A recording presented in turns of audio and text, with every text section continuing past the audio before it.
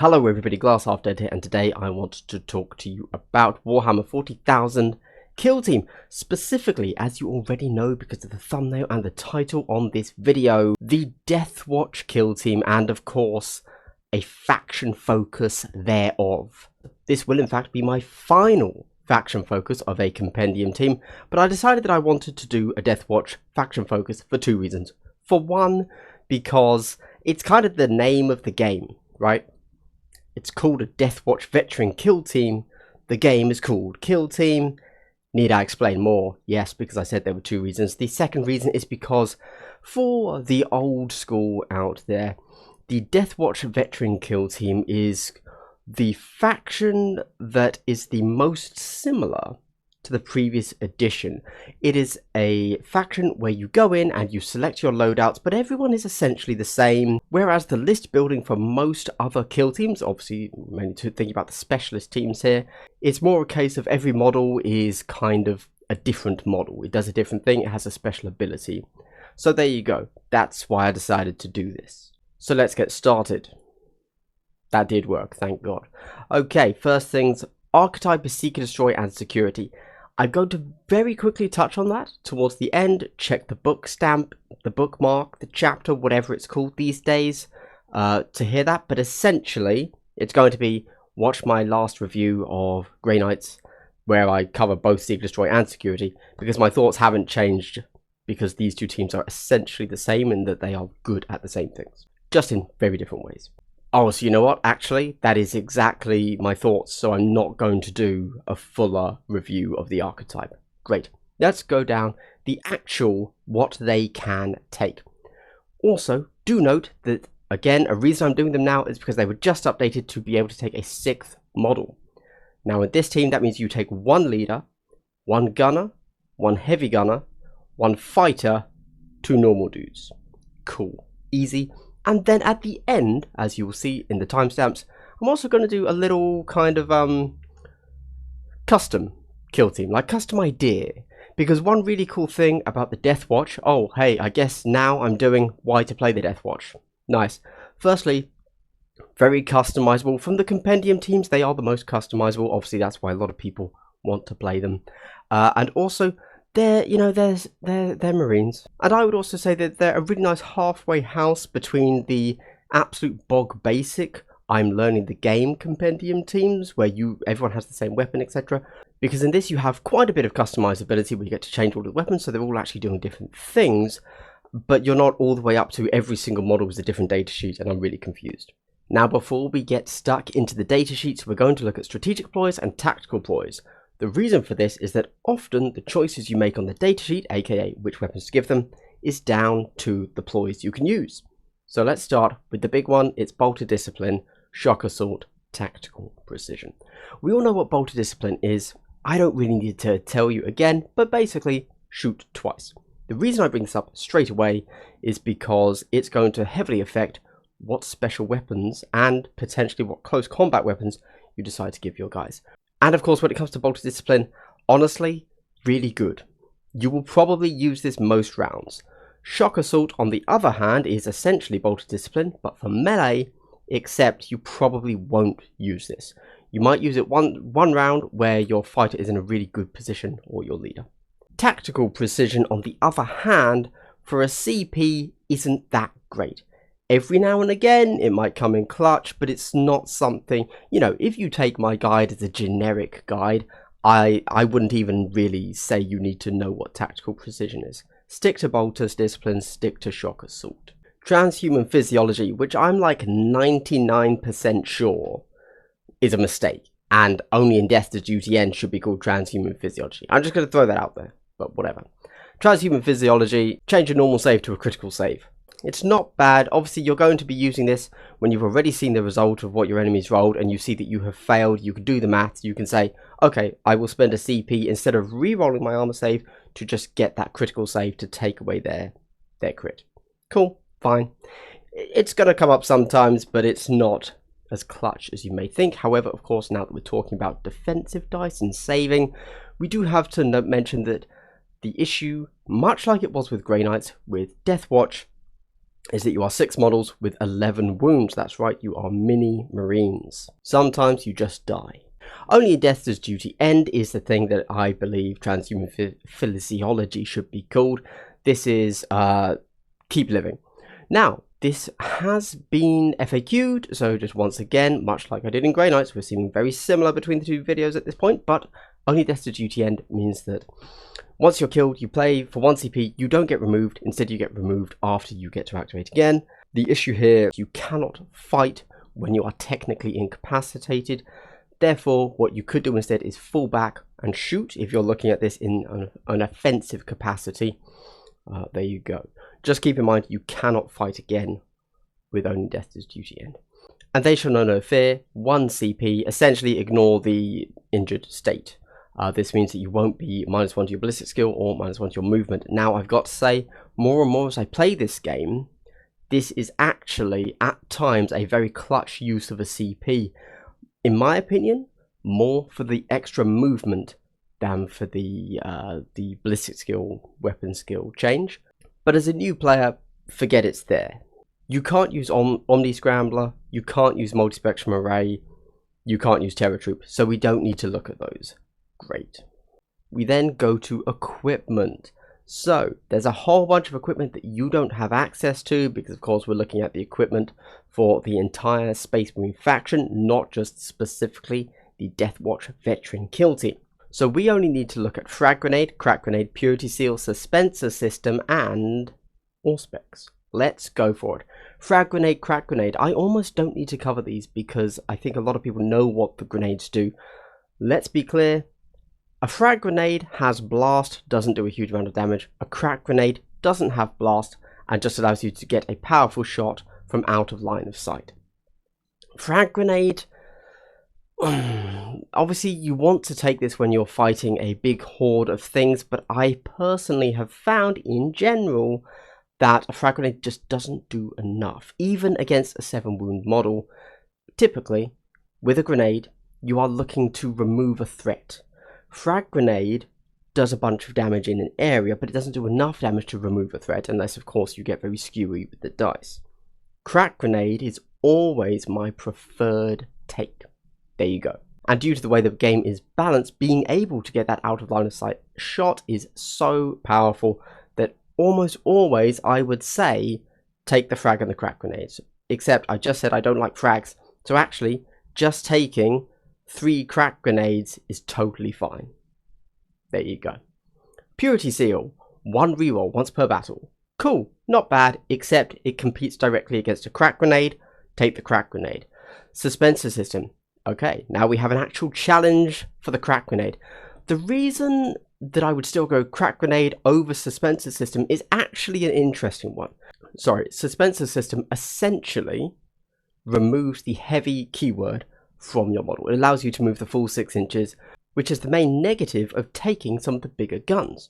However, as we get to it, we're probably going to pick a gun that means we don't need to use a Suspensor System, specifically because we don't want to have to spend 3 EP on a Suspensor System.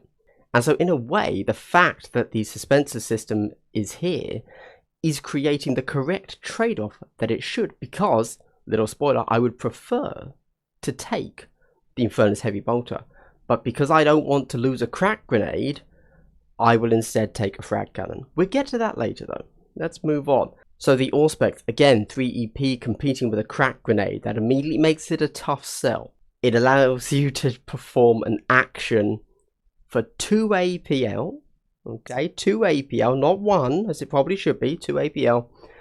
Pick somebody within 3 inches of you, including yourself if you want to, and their weapon gains no cover. This is such a missed thing. Now you see, I feel like Auspex should be change one enemy model's order from a conceal to an engage. For 2 AP, that would then be worth it, that would be a definite take.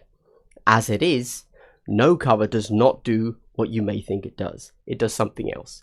Check out my 19 beginner rules mistakes to see what that actually is. Do not take Auspex. So, equipment, after having given my reasons, take 3 crack grenades. There you go. Nice and simple, right? Okay, and now we are onto the data sheets, which for some will be the meat of the potatoes of the video. I don't know what I'm saying. So let's start with the standard warrior, because this is something that we have to consider. It's not, however, as big of a deal, specifically in the Deathwatch Veteran Kill Team, because you only end up taking 2. In fact, before we had the update of 1 extra warrior, you'd only take 1, and so it was almost less important than any other option. But now you take 2. So let's look at the Deathwatch bolt gun versus the Deathwatch shotgun versus the Stalker pattern bolt gun versus the Storm bolter. So just to make this clear, in case you've forgotten, you can either take a Deathwatch bolt gun with a power weapon, or you can take any of the other ranged weapon with fist. That is the deciding factor in this, which means you will always take the Deathwatch bolt gun for the flexibility that the power weapon provides, because otherwise you would always take the Storm bolter, because, very sadly, Relentless is always better than anything else it can possibly take. I realise that's quite sad, and you'd like to think that, oh, maybe the Deathwatch shotgun's better in certain scenarios, and you're right, in certain scenarios, yes, but the Deathwatch shotgun, of course, 6-inch range. Why not just give yourself a Storm bolter with Relentless, the best special rule in the game? What about the Deathwatch bolt gun? That, of course, doesn't have the negative of the 6-inch range like the Deathwatch shotgun does. No, the Storm bolter is always the statistically best choice. Is it the coolest choice? No, obviously not. No. Is a Deathwatch shotgun awesome? Yes, in concept. Much, much cooler than a Storm bolter. Who wouldn't want to take a shotgun? Okay, let's keep going though.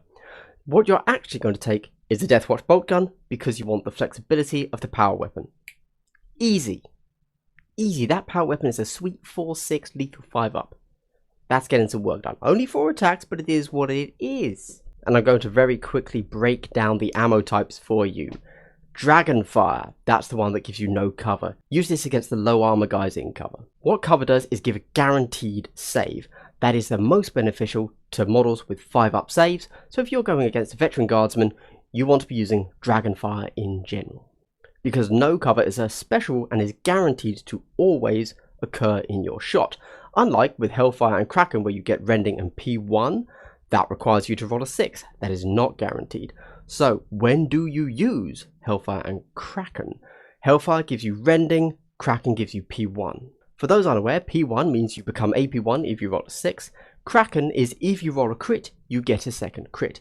Statistically, which is better, Rending or P1? Good question, depends who you're shooting. 3-up saves go P1, 4-up saves and above go Rending. There you go, that is the very quick breakdown.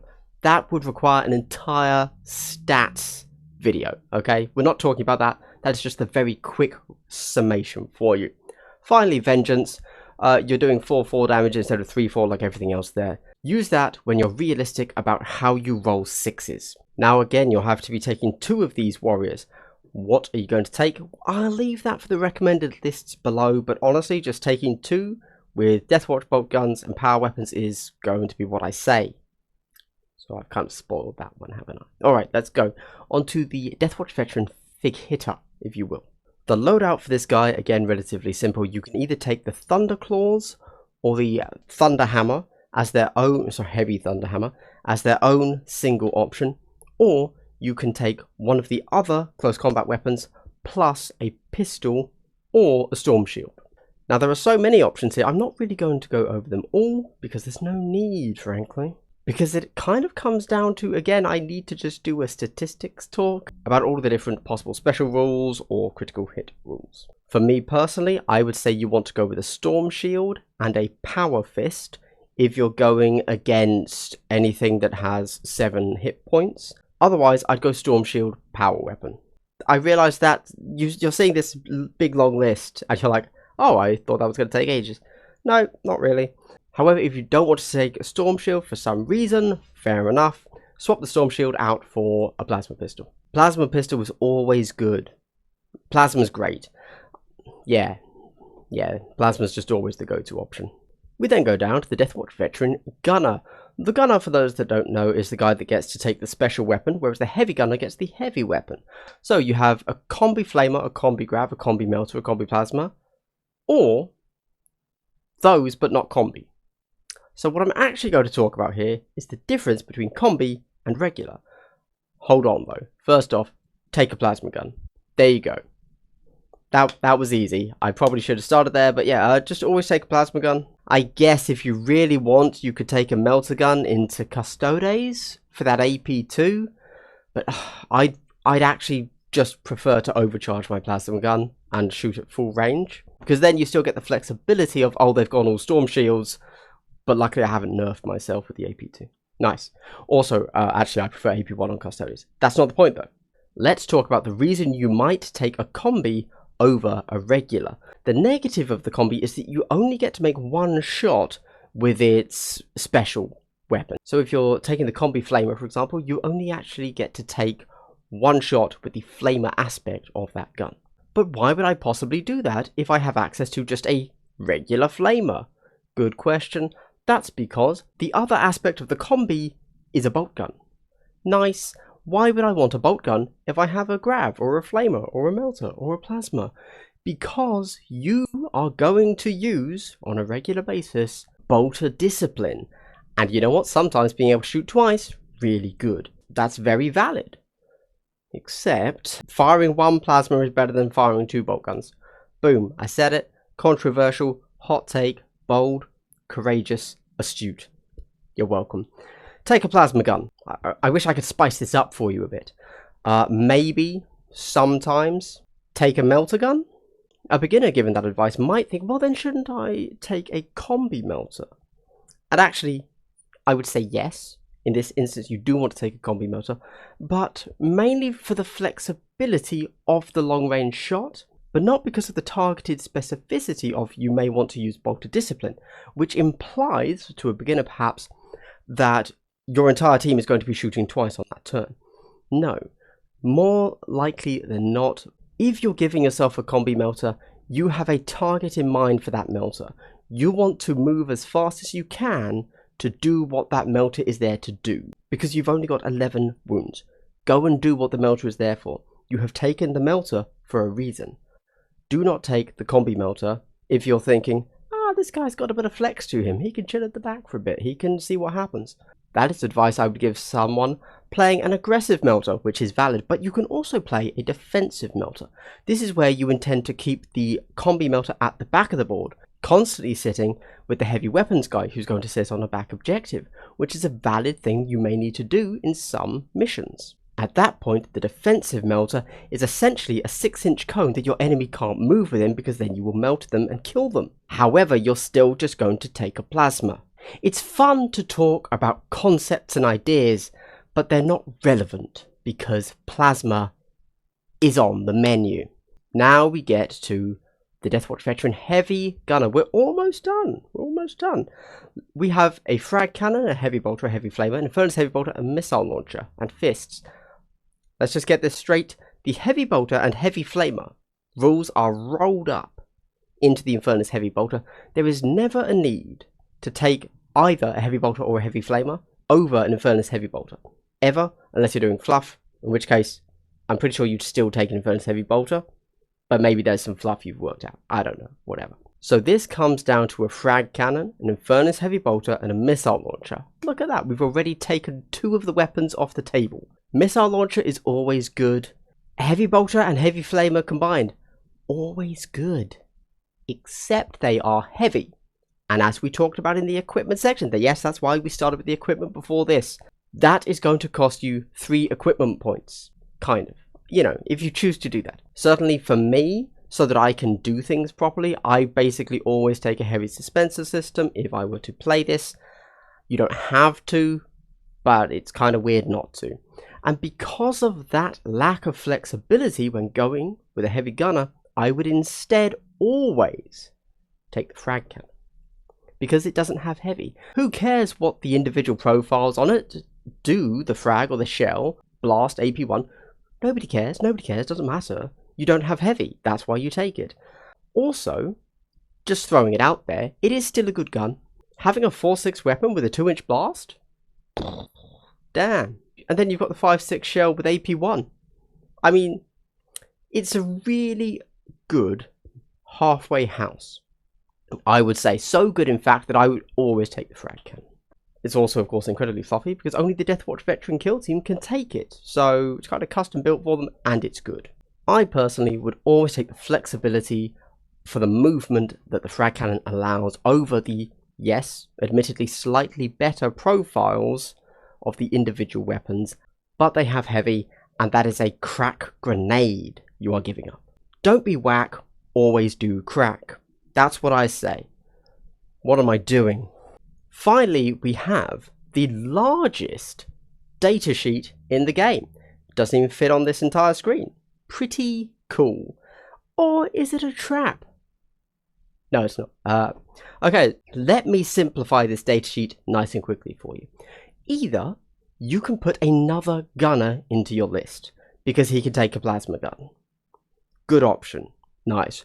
Or you could take another fighter in your list because he has the same potential loadouts as a fighter. Cool, if you know that's what you want to do.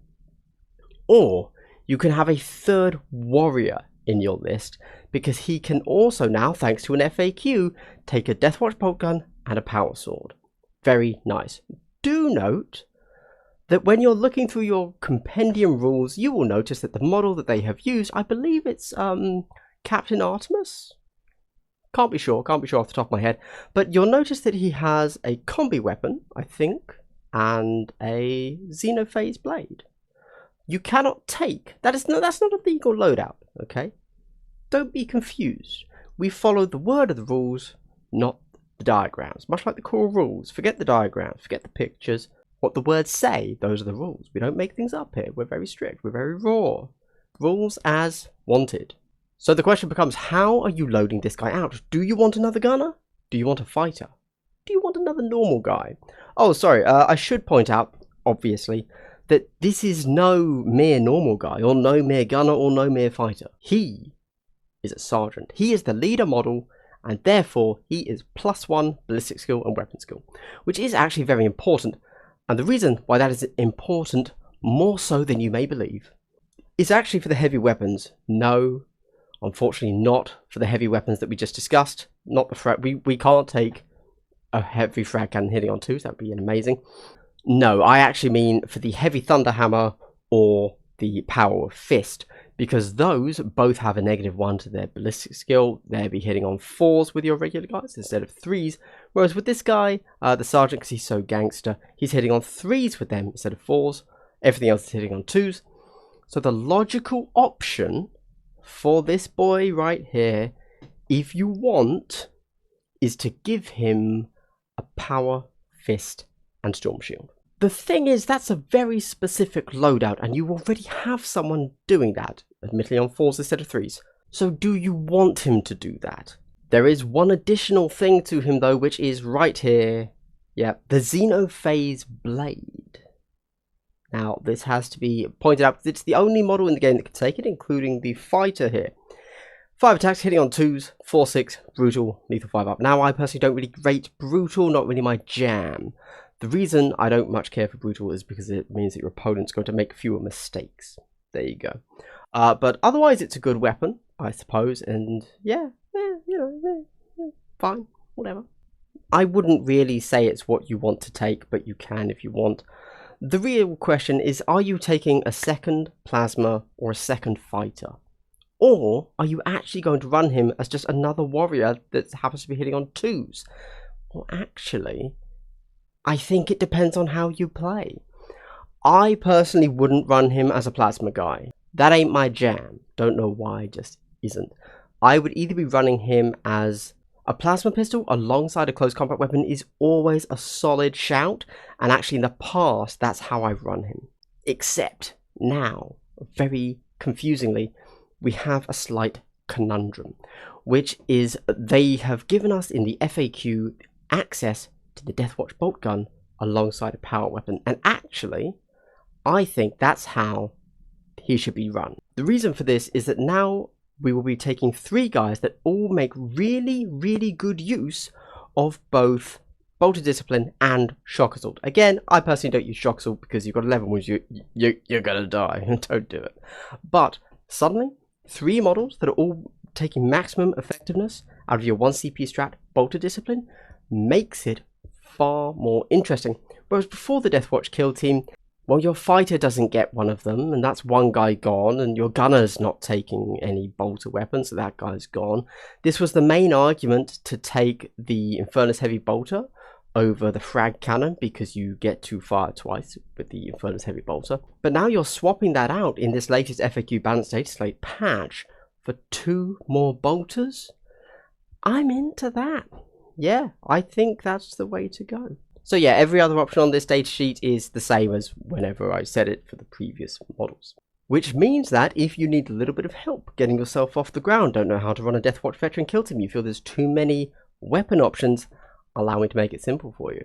You're going to take 2 warriors who are going to take Deathwatch bolt guns and power weapons. Easy. You are going to take 1 gunner who is going to take a plasma gun. You are going to take 1 fighter who is going to take a power fist and a storm shield. You are going to take 1 heavy gunner who's going to take a frag cannon. And finally, you are going to take 1 Deathwatch Veteran Watch Sergeant who is going to take a Deathwatch bolt gun and a power weapon.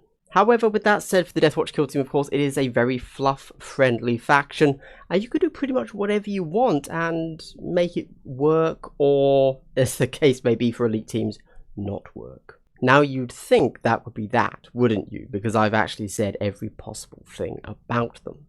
But I'm going to end with hobby. No, that's kind of the wrong word. I'm going to end with proxying potential. Now, this is really just a little something that actually is what inspired me to make this video, because, you know, the Deathwatch are cool, right? They are the special forces of the Marines. But, you know, they're small Marines, and, like, what can you do with them? You know, for my Grey Knights, as mentioned, I've proxied them as big Stormcast models, looking super cool. We've talked about how the Warp Carbon proxy really well for other Marine factions, or anything really. So what 6-man team that is special forces inspired me to think of the Deathwatch?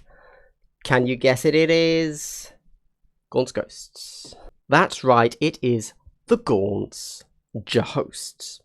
Now, a couple of things to note. First things first, these are on 28mm bases, not 32mm bases, which means if you did want to do this, they wouldn't be tournament legal. You would have to then place their 28mm bases on top of a 32mm base with some blue tack. Quite the hardship, I realise. Now, for fun, let's go over what each of these should be. We can start simple. Up at the top left-hand corner, we've got Try Again Bragg. He, of course, will be taking your heavy weapon. I probably wouldn't proxy it as a missile launcher. You can if you really want to. Logically, if we're going strict raw, in a sense, even though we're proxying things, it should probably be a heavy bolter. I think you could also get away with it being a frag cannon, saying that, you know, just how much he's firing down range simulates the blast effect from the frag cannon. Gaunt himself is a simple one. He's taking a pistol and a close combat weapon. Go for it. You can even actually make those the correct ones, because the Deathwatch Watch Sergeant does have access to a bolt pistol and a chainsword. So if you want to do that, you can. Personally, I'm very proxy friendly. I would probably take that as your plasma pistol and power weapon, because who cares, right? Then things get a little bit complicated, because we have Mad Larkin, our sniper. Now, when it comes to Mad Larkin and sniper, you can take him as a regular guy. So the regular warrior, because they do have access to a Stalker bolt gun. Now, you might have noticed that I didn't mention the Stalker bolt gun before. That's because it's bad and you shouldn't take it. Don't really have much more to say about that. And so, obviously, if you're trying to play as raw as possible with this proxy team, that's what he's going to be. But nah, he clearly has a special gun, and therefore he will be your gunner. That's what I would say. Although, if you want, I would say that you could take him as a regular warrior with a Stalker bolt gun. That's not the craziest thing to do, and you do want that sniper aesthetic, so cool, that works. In which case, I would say McCall, the guy on the top right, just here, he can be your gunner instead. And of course, he's only equipped with a regular las carbine in this picture. So assuming you're not doing any actual weapon swaps, that could be pretty much whatever you want. Obviously, as you know, I'd go plasma gun, but you do you. And obviously, if you're willing to weapon swap, they all get whatever you want them to have. But we then have the final two models, this guy here and this guy here. I think it's Corbeck and Milo? I'm not sure. Yeah, so these two seem to essentially just have a gun on the back and a knife on the front. Now, I would say, therefore, that they should both be the regular warrior picks, because they're both equipped the same way with their silver knife, and you can say that's a power weapon. Except if we do that, we've missed something out, haven't we? We don't have a fighter. So what I would actually say to do is to take the guy that I'm calling Milo, who actually might not be Milo, and McCraw, I can't remember what his name is, I'm completely blanking. Take those two as your regulars, and take our boy over here, there you go, and he can be your fighter. The reason for that, of course, is that he obviously has a melee weapon out front, and then he also has a tree, and I think it's pretty fair to say that that tree looks very much like a storm shield to me. Did I mention I need to get my eyes tested? And there you have it. A relatively well proxied Deathwatch Veteran Kill Team. Keeps the theme of special operators and all of the loadouts relatively close to how I would want them to be loaded out anyway, without having to do any weapon swaps for my opponent to actually get what they have. Some people aren't as forgiving as I am, and they would prefer a weapon swap in there. For example, for the plasma, you do you. Anyway, everybody, this has been Glass Half Dead. I hope you've enjoyed my Deathwatch faction guide. And from here on, I hope to be covering some of the specialist teams. It's probably going to be Commandos first, but maybe it will be Warp Coven, depending on how saucy I'm feeling. Guys, I hope you've had a good day and continue to have a good day. Goodbye.